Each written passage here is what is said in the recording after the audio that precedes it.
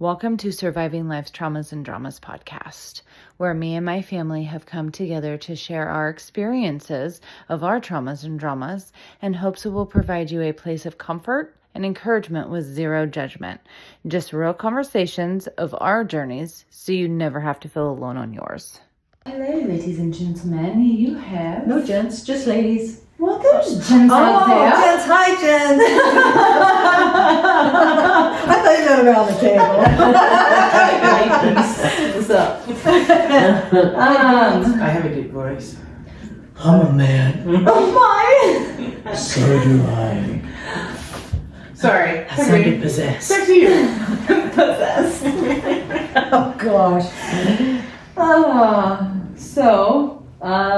Talking about narcissists and being in relationships with them, or knowing people that have been in relationships with narcissists. After the narcissist or toxic relationship, how did you find your freedom and your voice? Ooh. So we'll take that one to start. You'll take that one for 7?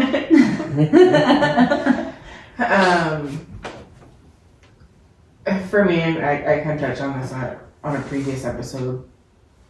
Leaving one relationship where I was very neglected and ignored. My next relationship after that was one where I got way more attention than I was ever used to, right? Like complete opposite. And it's not the first time that I've done that. Like my relationship with my mom. Like I wanted nothing to do with her parenting style, so I parent completely different than her, right? Like there's just that, you know you don't want this, so you go the complete opposite direction. You kind of get that whiplash because ultimately one extreme or the other is not best, right? Like you need to find that middle ground. And that's challenging. Like I'm still trying to find that. You know, I haven't been in a relationship for a little while now because I'm trying to heal from all of that, right? Trying to figure out who I really truly am for me, then who I am for my kids, and then who I want to be if I ever want to be in another relationship. But I want it to be in a healthy way because I don't want to go from another bad relationship to another bad relationship to another bad relationship. I don't want to be an extreme mom, a helicopter mom to my kids, but I also don't want to be so detached that they don't feel like I care. So just trying to find that middle ground is kind of where I'm at. But I don't know if you ladies have ever had that kind of whiplash where you go from one extreme to the other, and like, if you guys have any advice, what your experience was like. Yeah, I did. When I woke up and realized what was going on, I went from one extreme to another. From being with anxiety, I never had anxiety before. Never did. But everything created that, so I went from that to I ain't putting up with that crap anymore. I went from that to that. I did. You guys get on my case, and I'm thinking, don't chill me down. You know, I need to, Now are you talking about standing up for yourself? Yeah. Okay. Didn't do it in the right way, but I went from being bullied to, I guess, being the bully. And I have to stop even different things at home. I have to take a breath, walk away and say, chill yourself out, and then walk back. But I did. I went from one extreme to another, like from putting up with it to I ain't putting up with this crap anymore. You know, so I have to balance myself out with it, but I also need to make sure that I get healthy while living a part of it. And that's what's tough. Going into healthy while you're still living in the midst, well, it's not even the midst of it because there has been extreme improvement. But finding out who I am, I told one of my nieces that, because we were talking about, so many people have asked me, you know, my love language, and I thought, then one day it hit me, and I told one of my nieces, I said, my love language, and I guess I said it wrong, I don't know, maybe I don't know what it is, but communication and not being lied to. And the person said, that ain't a love language. Well, I thought it was. That's my thing. Mhm. But anyways, going from one extreme, I just need to chill out and not do the, what do you call it? Whiplash. Mhm. I know I need to back off from the whiplash and just be chill and Affirm. yeah, I think all agrees. for me, yes, Nico does agree. That my freedom was getting out. My freedom, and I did not do it in a healthy way in any way, shape, or form. But when I got out of my previous life, I was a lion. And I roared so loud. And I didn't care who heard me. I did not care what happened in the sense of like the clawing that had to take place. Because I was like, you know what? I have been so disrespected. I have been treated so poorly, so unfairly, so like dirt underneath somebody's feet. I have been treated like no person should ever be treated, ever. Mhm. So if I'm being treated like this, you know what, world? I'm gonna burn it down. And I tried really hard to burn everything down that was in my path. Again, not a healthy way to go about it at all. And I learned that while I had that freedom, I also had to use wisdom. And using that wisdom was I needed to focus on myself. I needed to calm down. I needed to like, you know, take out some fires, right? And I needed to calm down. And I needed to focus on me and my children. That was my priority. And I had to rediscover my voice. I had to discover, because I never knew who I was, I had to discover who I am. And within that, I had to find that strength that I didn't know I had either, to not only step away from my previous life, but to stay away.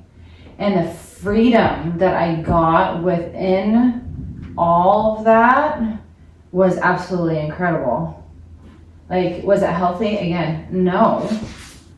But I didn't know what healthy looked like. How are you supposed to be healthy when you don't know what it looked like? And so I was on the journey of finding that healthiness while I was being a complete and total bitch. Like 1,000,000%. It was bad. It was really, really bad. I got fired because of my mouth. Like, it was really bad. But I didn't care because I was treated so bad. I was put down so much. I was told so many untruths about myself that I'm like, you know what? Fuck literally everybody. Except my kids. You know, my kids are my babies. They're going to stay behind me. But everybody else, screw all of you. And I didn't care. But because I didn't care, that also gave me the courage to stand up against my previous life. It also gave me the courage to continue forward without going back, because it's easy to go back. But my number one thing was not only respecting myself, but my voice. That gave me so much freedom. Well, you had it worse, I think, because you had it from two angles and not just one. Yeah, you were constantly being double teamed. Yeah. So I think that's the term monster-in-law is real. Those people do exist in life. Yeah. And it wasn't until then that she despised me. She did not like me at all. Oh, I know. Nobody's too good for her bouncing baby boy. nobody's good enough. Yeah, that's it. Yeah. Yeah. I mean, she wore black at the wedding, all black. And Wow, your no face. joke. But when she knew that her time here was limited, she told me, she said, I know you and Jeff love each other. I know you'll take care of him when I'm gone. And I'm going, who is this? Is this That really must have been you? hard for her to say. Yeah. I mean, I was humbled by it and going, wow. And yeah, I mean, there's no. You want to say something? No, I don't. Your face speaks differently. Oh, Yes. no, I'm just enjoying hearing the story. I mean, just because, he lives one floor down from me and I help him a lot with things. But this was his choice. Tina's face. Everything she says, Tina's like, I want your perspective because you've watched all this. Yes, please. Not only with your mom, but with your sister. And Yeah. I want your perspective on how you see that they found their own freedom Yeah. and voice. If they have. If they haven't, then, I mean, you can always throw that under the bus too. That's fine. But Please do tell. I think I don't really know how my mom found her freedom. Because even up until like, I don't know, 4 years ago or so, she was still like, I'm waiting for a husband. And I was like, no, you're not. Like, please stop waiting. But something just shifted with maybe the past couple years. I'm not really sure how that came about. I don't think my sister's found her freedom. I don't think she has. I think that that's such a difficult thing to find, and that breaks my heart for her so much. Being in that position, knowing how that feels, trying to break that chain, trying to break the cycle. That is so hard. Well, I think it's harder when you have kids that are still in it. Yeah. To break it, as you know, Yeah. to try and break the cycle, because a part of your freedom is attached to that. yeah. And her youngest is still pretty young, so they still have to have a lot of communication. I think that it takes everything inside of her every single day to not be with him. Oh yeah. Every ounce of everything For she the has. kids, you mean? No. No, for herself. her. Oh, Yeah, so she they hasn't broke that chain. No, No. I don't think that there's Oh. been any chains broke. I think that she just knows that it's not healthy and it's not good, and she's actually told me that she doesn't do it because she thinks I wouldn't forgive her. Oh. So if you would forgive her, she would go back. Possibly, but I don't even know I'm in the equation. Honestly, like it's not. It's a respect thing. I guess, but like I think it's a crutch. She just needs her anchor. probably, yeah. And I mean, even like it took me many years to accept the fact that when I needed to keep my mouth shut unless she was asking my opinion, because I like to give opinions. I love my own opinion, and I just think that like I was constantly saying things and it wasn't serving a good purpose. Like it was pushing her away. It was making our relationship harder. It was making it to where he had things to say about me, like, oh, look, she hates me, she'll never accept me, blah, blah, blah. So I just stopped saying things unless she asked my opinion. Logical. He's a big time narcissist. Yeah, Big these guys have a lot of time. problems. But I don't know. I just think I can't imagine the struggle that it, and I understand that because like, I think she just really loves him.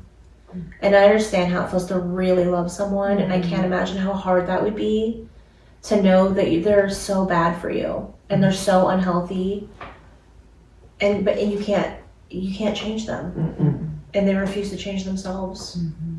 I think that's the line though, because like that was the same relationship Joe and I had, right? Like Joe and I have been separated for 8 years, still married. Neither one of us wanted to finalize it. We both still very much loved each other. Right? Yeah. He will always be the love of my life, hands down. But it wasn't until maybe a year ago where him and I sat down and had a conversation about getting back together and what that would look like. And I told him, I said, I love you, you know that, and I will always love you, but I'm not going to get back together with you just because you're afraid of dying, because I deserve better than that. Yeah.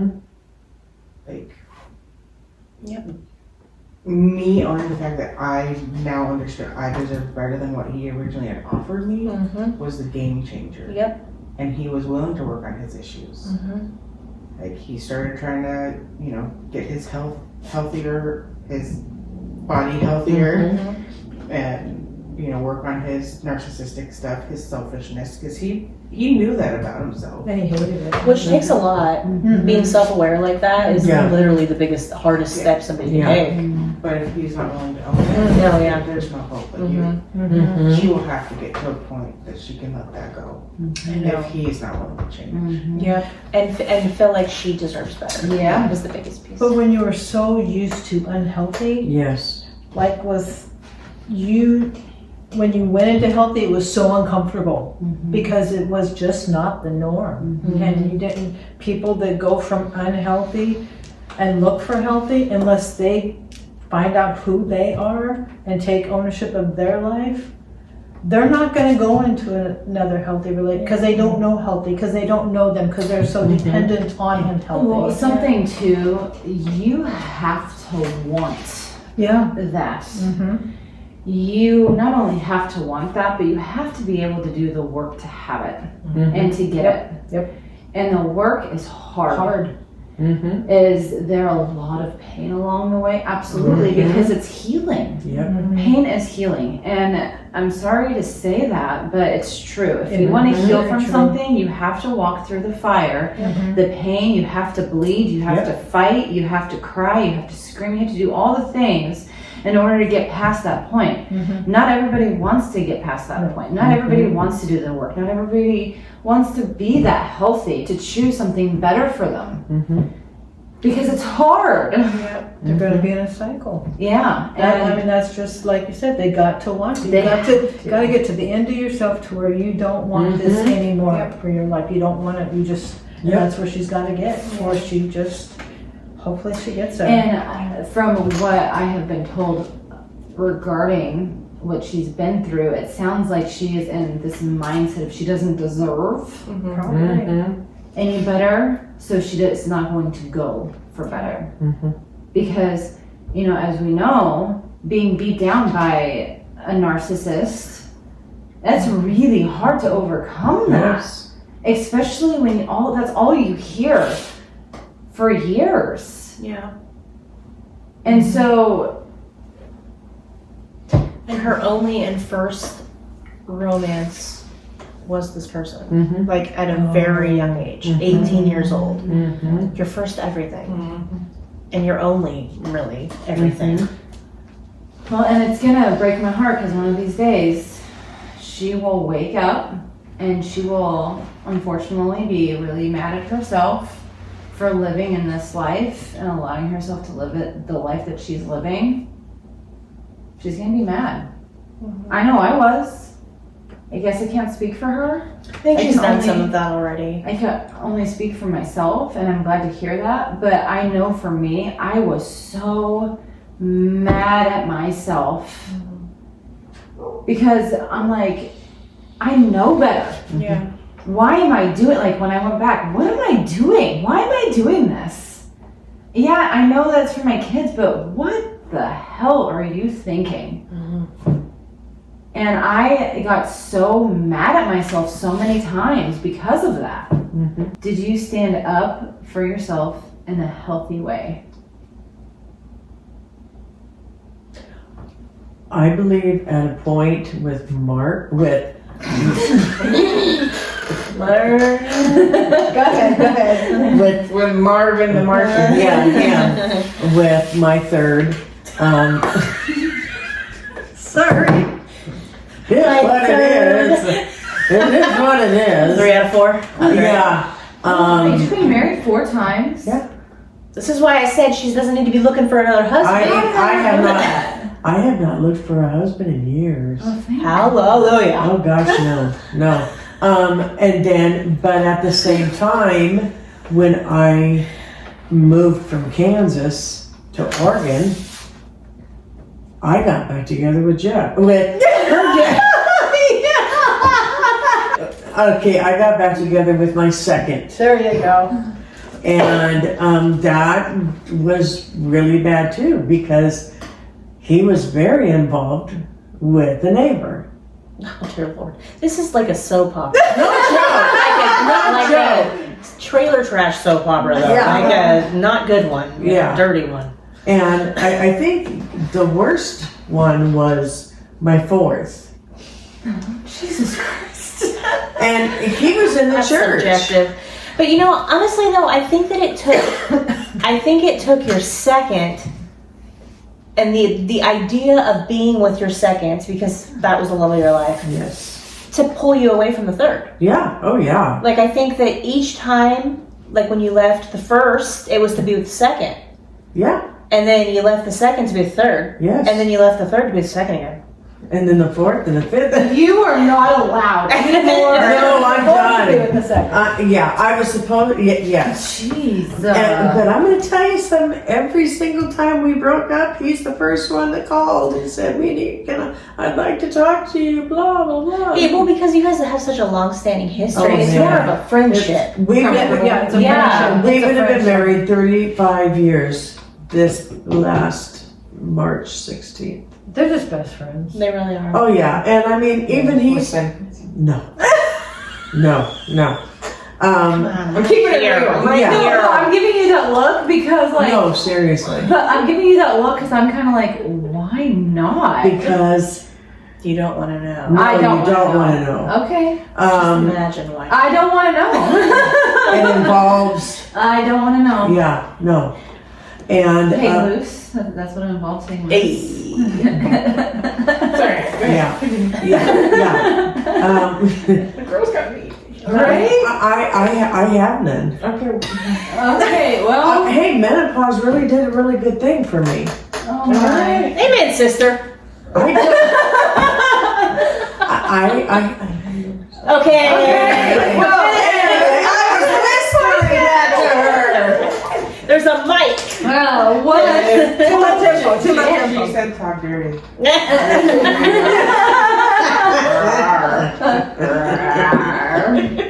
So, talking about talking dirty, what does your next relationship look like? Not answering. No.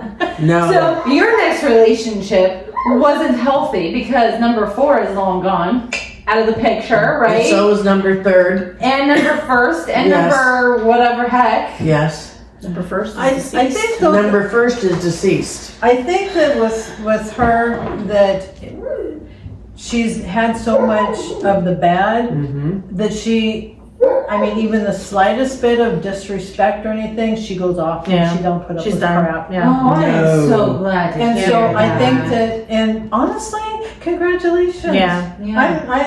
I'm glad that you're single for life. I'm big. You love love. I loved I love. Yeah, I think you're right. I think you're right. You love I was, love. because it's like I never knew love growing up. And the idea of being loved.